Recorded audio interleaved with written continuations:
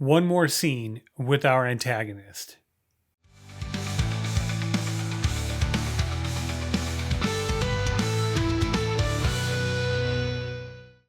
Welcome back to Writer's Theory. I'm James Winterthorne, and this is day 34 of my attempt to write a novel in less than 90 days.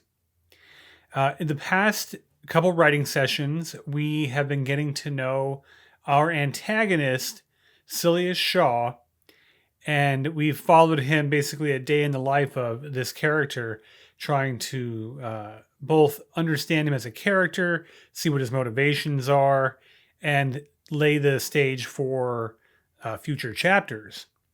And so today I'm going to pick up with that. So because we're spending so little time with this character in the story as a whole, I want to get as much as I can in to the time we do spend with him.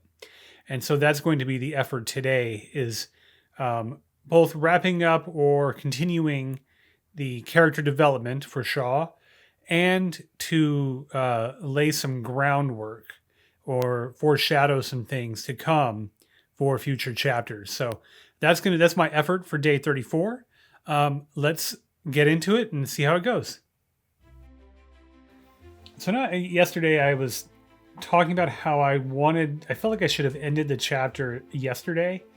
And the point when I stopped writing would have been a fine point to end the chapter on. But I felt like I needed a little bit more. I would have cut the chapter short. It would have only been about 3,000 or 4,000 words. And I felt like I needed a little bit more.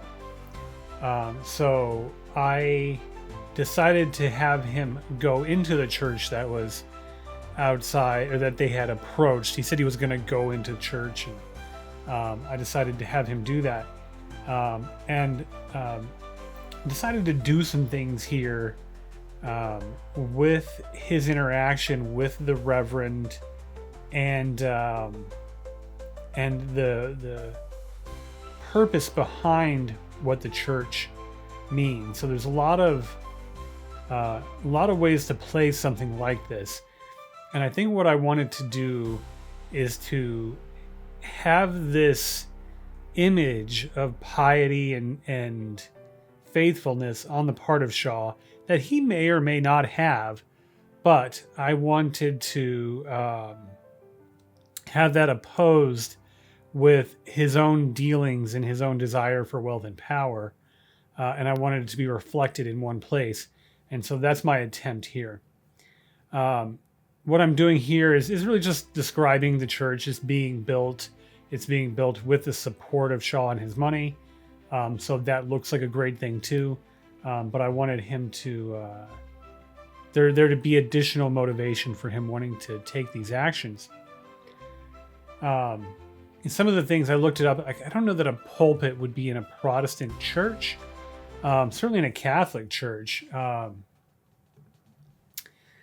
I did look that up, and it could just be a podium. I'll probably just leave pulpit in there, and trying to keep things accurate to what it might look like. I don't know. We'll see how that shakes out.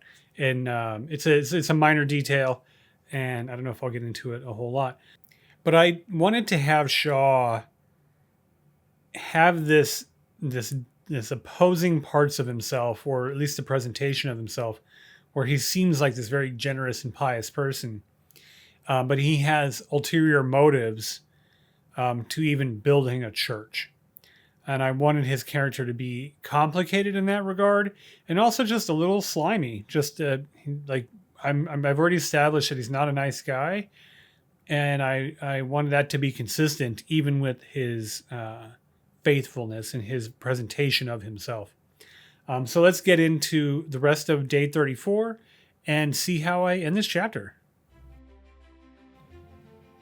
So I wanted to be evident that he says all the right things, that he puts his money into the church and in the community to form the community in the way that he thinks is appropriate. And then the piece here was he's having a room built in the church that's his own room. And I'm not entirely sure how I'm going to make that work, but I have some ideas. But this is definitely me setting something up later in this special room that only Shaw will have access to. But I wanted it to be a question mark, to be something a little unusual.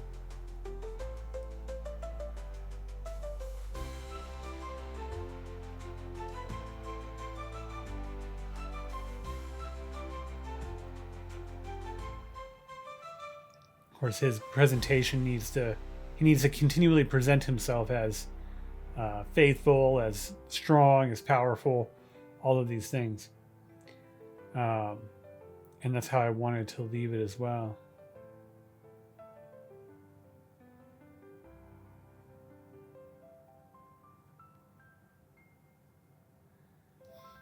Lots of construction happening in the story, and lots of unfinished pine happening. And I've seen this in stories. You can go and paint it after. I hope it's accurate. I hope it's not just Hollywood invading my my understanding of what the world was like during this time. But I have a lot of unfinished pine throughout the story. Just something kind of interesting that happens. So that's the end of chapter 5, and the end of day 34 is writing. I did what I wanted to here. This chapter, I kind of had to just rely on my outline a little more than I did with the rest of the story, which is fine. I got to introduce the antagonist. I got to develop his character a little, got to get into his motivations a little bit. So I'm pleased with how this chapter went. It didn't need to be any longer than this, but I'm glad I did do this extra writing session to round it out.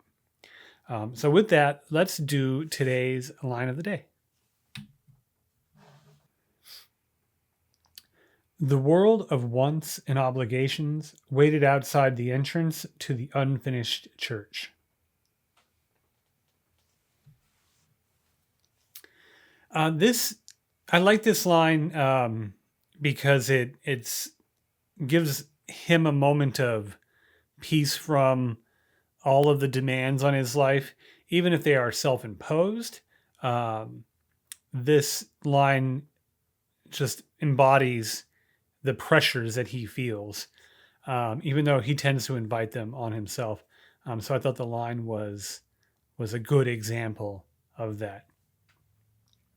So that's day 34. We're going to move on to a new chapter tomorrow. Really excited about that, and see how I'm able to weave in these pieces of having introduced the antagonist now and not just having him be a name and a little bit of history.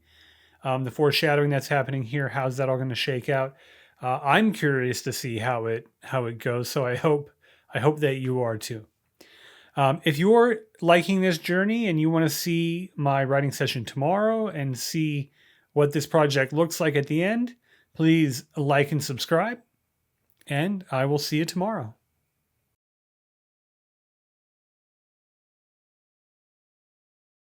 So that's the end of chapter 34. Nope.